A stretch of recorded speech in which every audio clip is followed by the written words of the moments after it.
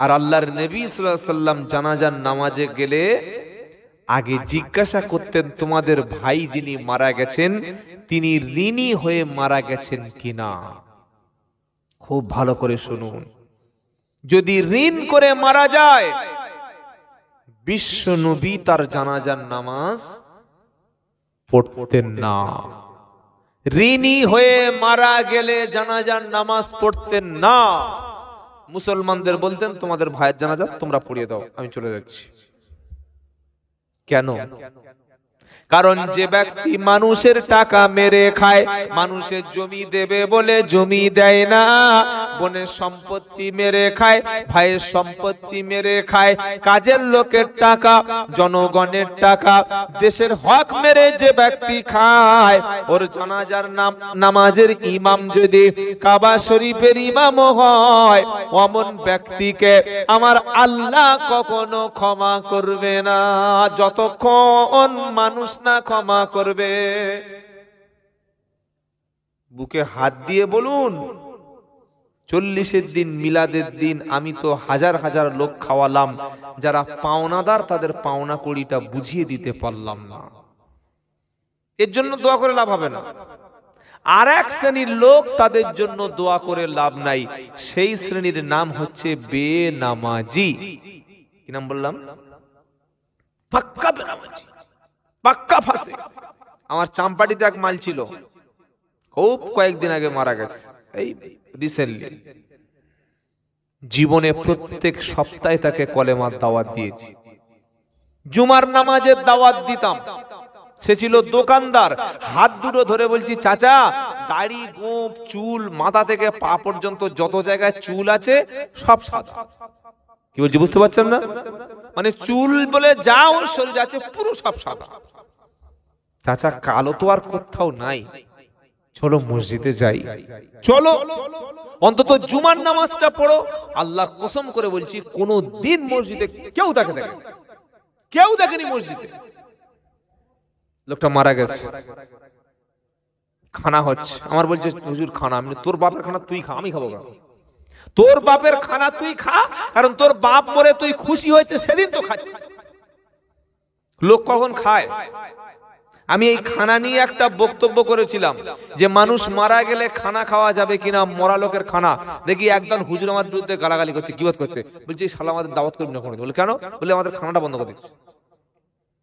আচ্ছা আপনি আপনার নিজের কাছে প্রশ্ন করুন, আমরা যখন মানুষদেরকে খেতে দিই আনন্দের সময় না কষ্টের সময়? কখন? ছেলে পরীক্ষায় পাশ করলে খেতে দি, মেয়ে বিয়ের সময় খেতে দি, কোন জমি কিনলে জমি রেজিস্ট্রির সময় খানা খাওয়ানো হয়, ঘর বাঁধার সময় লোকের খানা খাওয়ানো হয়, বিয়ের সময় লোকের খাওয়ানো হয়। এ বাবাজিরা, আল্লাহওয়ালা ভাইরা, তোমার বাপ মরে গেছে, মা মরে গেছে, তুমি এত খুশি হয়েছো তাই লোকদেরকে তুমি দাওয়াত করে খাওয়াচ্ছ।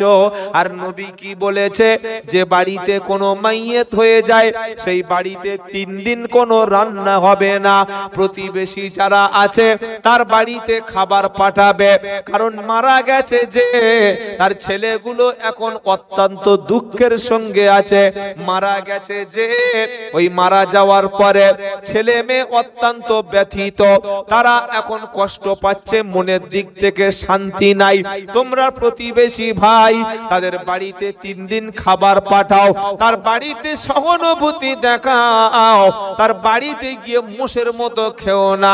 আমরা বললাম ঠিক আছে খাবো না, কিন্তু 3 দিনের খাবারটা 40-এর দিন উসুল করে নেব।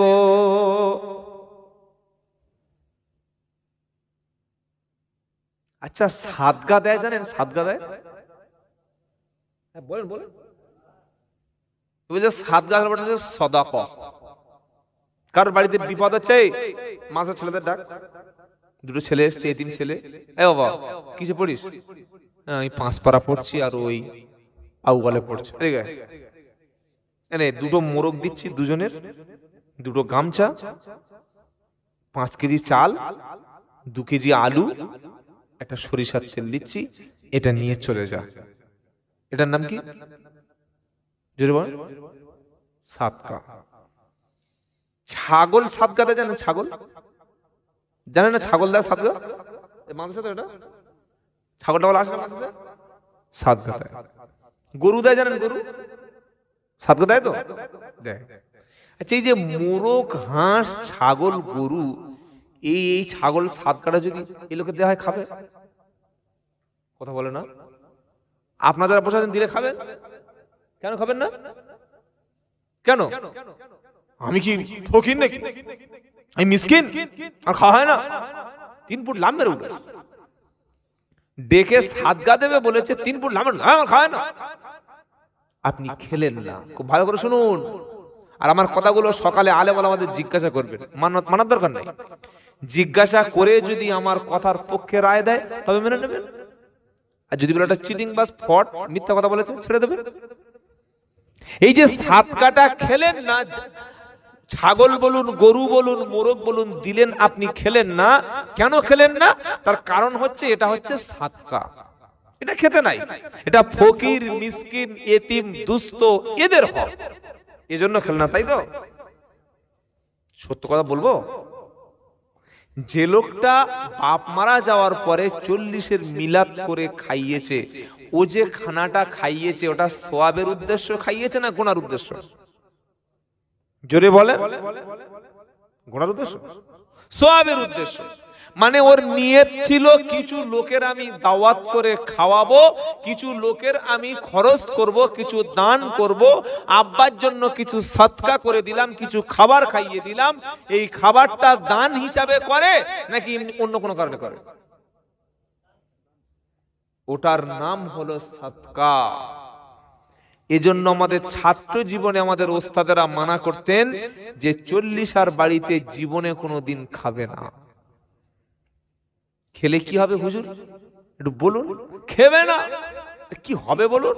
বললে খেলে দিল মুর্দা হয়ে যায়। এ বক্তব্য যদি 40-এর খানার দিন করি, ওই যে রাঁধুনি যেগুলো বড় বড় ওটা পিঠে মারবে না, দুম করে মেরে ফেলবে। সালা গরু জবাই করেছি বলছে সাদগা খাবো না, আরে 14 গোষ্ঠী খাবো। কি বুঝলেন? আল্লাহর নবী যেটা করতে বলে নাই সেটা ইসলামে চালিয়েছে কিছু পেটুক্ষুরে মৌলানা। লোক মরে গেছে, তার বাড়ি মিলাদ পড়ে খাচ্ছে 40-এর দিন, শুধু খাচ্ছে, বলছে টিফিন কেটিয়ায় ভরে দে তো চাচি খাবে। ছি ছি ছি ছি, তওবা তওবা তওবা, সাদকা খাওয়ার পাপ হবে। বলে হুজুর তাহলে সব ভুল, আমরা কি করব? কি করবেন সেটাও বলে দেবো, ভাষাতে আসেনি। কোনটা করবেন না সেটাও বলে দেব, আর কোনটা করলে আপনার বাপ নাজাত পাবে সেটাও বলে দেব। ইদা মাতাল ইনসান ইনকাতা আনহু আমালুহু ইল্লা মিন সালাসা সাদাকাতুন জারিয়া আও ইলমিন ইয়ানতাফাউ বিহি আও ওয়ালাদিন সালিহিন ইয়াদউ লাহু। আমার নবী বলেন মানুষ যখন মারা যাবে সমস্ত আমল তখন তার বন্ধ হবে। সব আমল কি হবে? জোরে বলুন। মানুষ যখন মারা যায় সব আমল তার তখন বন্ধ হয়, কেবলমাত্র 3টি আমল মরা লোকের সাথে থাকে। কেবলমাত্র 3টি আমল মরা লোক কবরে শুয়ে শুয়ে সওয়াব পায়। 1 নম্বর আমল হলো সাদাকাতুন জারিয়া, প্রবাহমান দান। মসজিদ নির্মাণ করে দেওয়া, মসজিদে কিছু কাজ করে দেওয়া, মাদ্রাসায় টাকা দেওয়া, মাদ্রাসায় ইলমের খাতিরে সহযোগিতা করা, মসজিদে নামাজের পাটিটা কিনে দেওয়া, 10 পিস কোরআন শরীফ কিনে দিল, 20 পিস কিতাবটা কিনে দিল, মসজিদের একটা ছাদ ফেলে দিল, মাদ্রাসার রুমের কিছু কাজ বাকি আছে করে দিল। এই মাদ্রাসায় যত ছাত্র পড়বে, এই মসজিদে যত মানুষ নামাজ পড়বে, কোরআন শিখবে, মসজিদ মাদ্রাসায় দান করেছে যারা, এর সওয়াব কবরে শুয়ে শুয়ে পাবে। সুবহানাল্লাহ বলার দরকার নাই। রোজা হয়ে গেলে ঈদের দিন একবার সুবহানাল্লাহ বলবেন, এখন বলার দরকার নেই, বললে গুনাহ হবে। রাত 2টো বেজে গেছে, 1:30 বাজে, সুবহানাল্লাহ বলবেন। সুবহানাল্লাহ, কি বুঝলেন বাবাজিরা, আল্লাহ আল্লাহ ভাইরা? তাহলে মরণের পরে আমি যদি কবরে শুয়ে শুয়ে, এই ওগুলো লাইট দিয়ে আমাদের মিরাজ করে, ও আচ্ছা, তাহলে ওর জন্য সব ছাড়। থাক থাক, কোথায় বাঁশ এনে ঘাড়ে মেরে দেবে দুম করতে, ঠিক। থাক বাবা থাক থাক, বস বস। ভালো লোক আসে না, যদি পাগলায় আসে। কি বুঝলেন? খোঁড়া আর কানা মিলে দুজন মসজিদ করেছেন, বুঝলেন? একটা খোঁড়া আর একটা কানা। খোঁড়া লোক যত ইট লাগে দিয়েছে, আর কানা লোক যত ওই লেবার টেবার মনে হয় কাজের দাম সব দিয়েছে। দিয়ে এখন খোঁড়া বলছে, কানা বলছে, দেখ আমি তো চোখে দেখতে পাই না, তুই ইমামতি কর। খোঁড়া লোক বলছে, হাট, আমি নামাজে দাঁড়াতে পারবো, ইমামতি আমি করতে পারবো? কানার বলছে, তুই ইমামতি কর। এক কথা মনে রাখবি, তুই কানা হোস যা হোস, আমি তোর হাত ধরে ওই মেহরাবের ভিতরে দাঁড় করিয়ে দেবো, খালি নামাজটা পড়িয়ে দিবি। কানা লোক কি আর দেখা পাচ্ছে, বুঝতে পারছে? তবে একটা মনে রাখ, নামাজের শেষে বা নামাজের মধ্যে বা নামাজে গিয়ে আমার জন্য একটু দোয়া করবি। তুই একা জনের জন্য করবি না, দুজনের জন্য দোয়া করবি। এবার কানা খোঁড়া লোক তো পিছনে হ্যান্ডিক্যাপের খুঁড়িতে ভরতে ভরতে উঠে, আর পিছনে কোন রকমের তকবির দিয়েছে, আল্লাহু আকবার আল্লাহু আকবার, তকবির বলে। কানা বলেছে, সামনে গিয়ে এখন নামাজ পড়াচ্ছে। আল্লাহু আকবার, আলহামদুলিল্লাহি রাব্বিল আলামিন, আর রহমানির রহিম, মালিক ইয়াউমিদ্দিন, ইয়্যাকা না'বুদু ওয়া ইয়্যাকা নাস্তাঈন। খোঁড়া বলছে, শালা মসজিদ করলুম দুজনে, আর তুই কানা নিজের নামে দোয়া করে নিলি। কি বুঝলেন? তো খোঁড়া মনে করছে হয়তো প্রথমবারে দোয়াটা ওর নামে হয়েছে, দ্বিতীয়বারে আমার নামে হবে। ফের দ্বিতীয় রাকাত শুরু করেছে, আলহামদুলিল্লাহি রাব্বিল আলামিন, আর রহমানির রহিম, মালিকি ইয়াউমিদ্দিন, ইয়্যাকা না'বুদু ওয়া ইয়্যাকা নাস্তাঈন।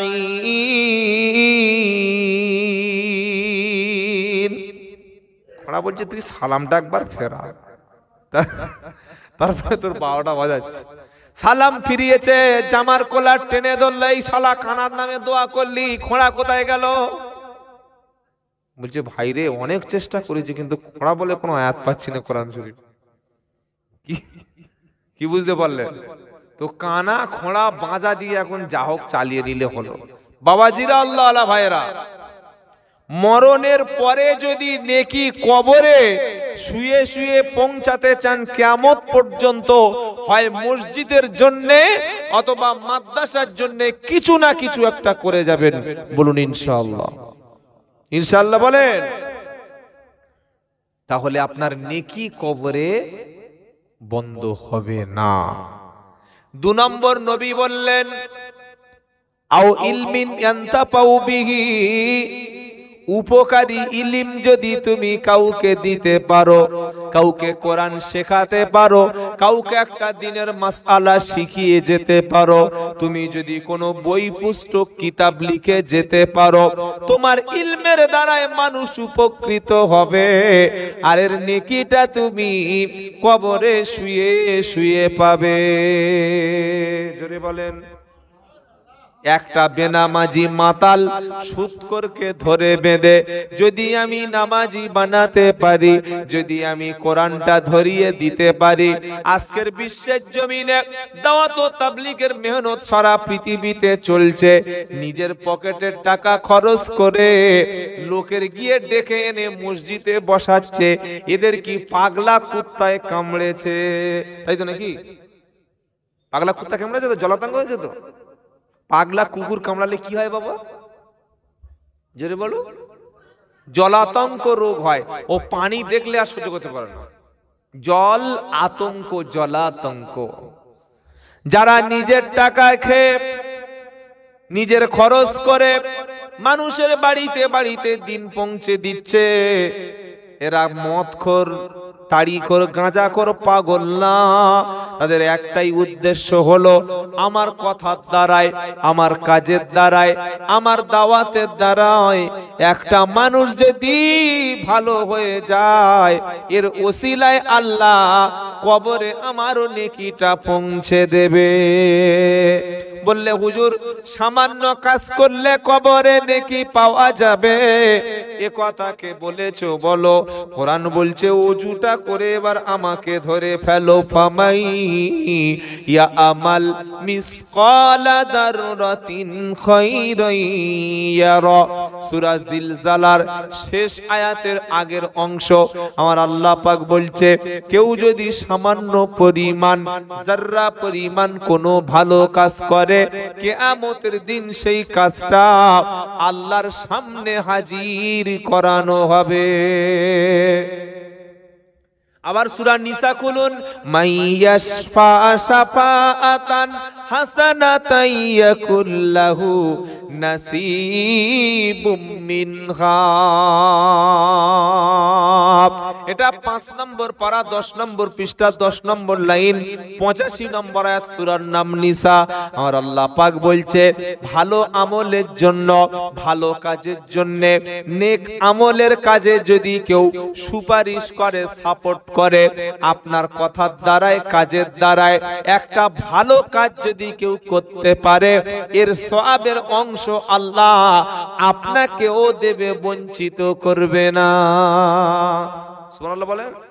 আবার চলুন, আল্লাহ বলছেন মান জাআ বিল হাসানাতি ফালাহু আশরু আমসালিহা।